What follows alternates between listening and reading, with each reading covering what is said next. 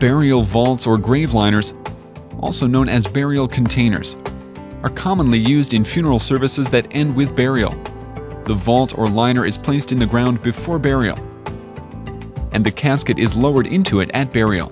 The purpose of the burial vault is to prevent the ground from caving in.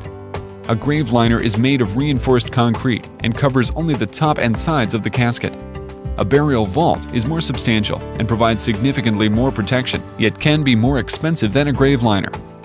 Although state laws do not require a vault or a liner, many cemeteries require some type of outer burial container to prevent the grave from sinking in the future.